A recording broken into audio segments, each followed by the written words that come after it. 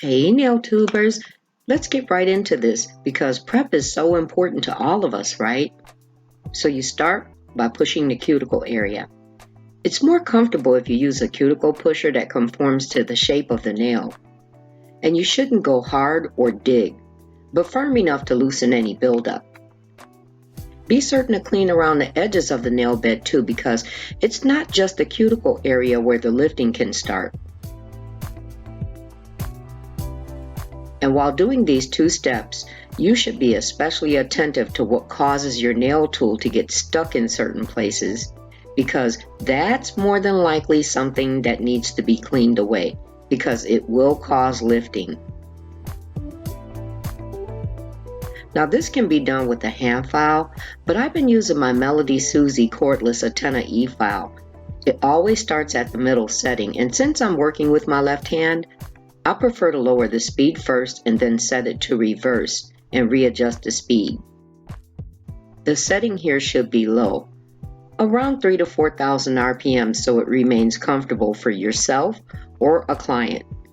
And at this point, you can even do the surface of the nail bed with it without having to switch to a sanding bit. But I'll also show when you can do it at another point too.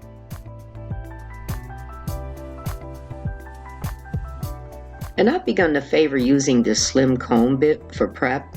It's easy to get into the side walls while still being able to clear the cuticle area.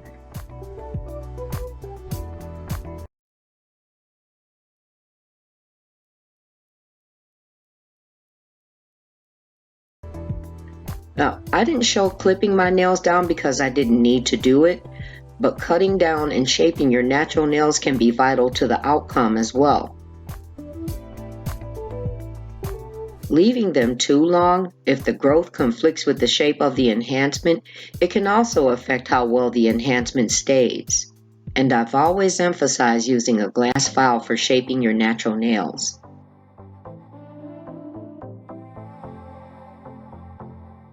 And don't forget, clean the underside to clean out anything that can remain trapped. And also for sanitary reasons, right? Now this might look aggressive because it's sped up, but this should be gentle to avoid tearing into the hyponychium. Proper shaping helps especially when using weld nail tips like this.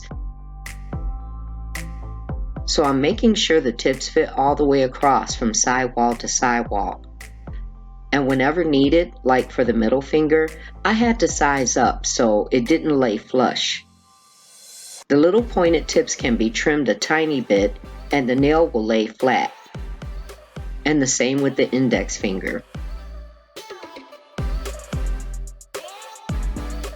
Now some do a dot of glue.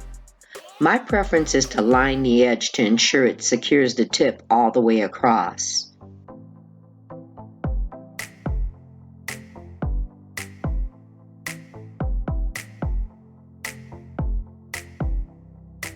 Place the tip down at an angle, then begin to lay it toward the free edge and the glue will spread in that direction.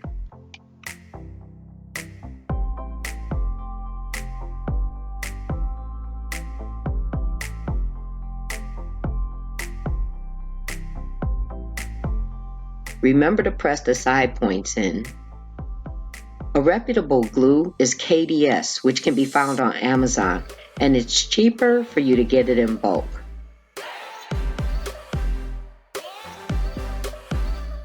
And this is how it looks.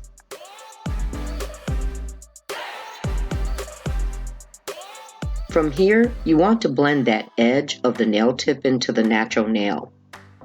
This e-file doesn't have a numbered setting, so somewhere between 7,000 to 8,000 RPM.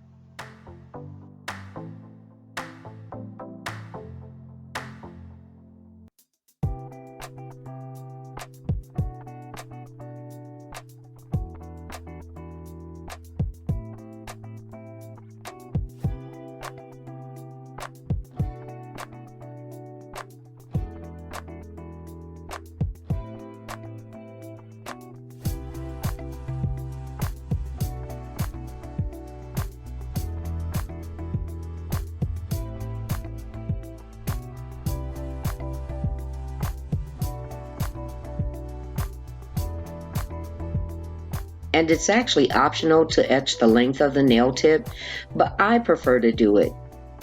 It sure couldn't be wrong, and it doesn't take that long.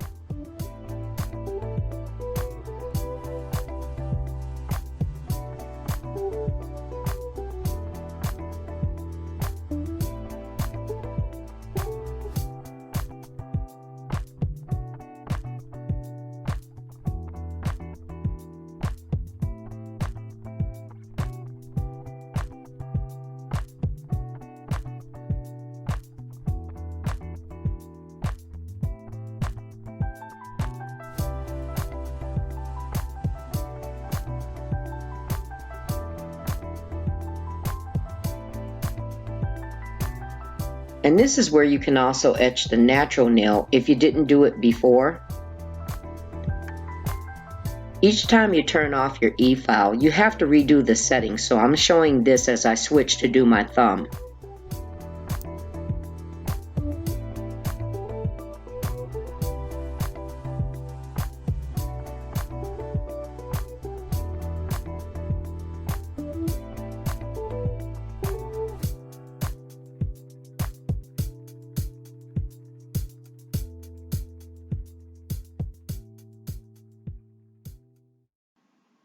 And this is how it ends up looking.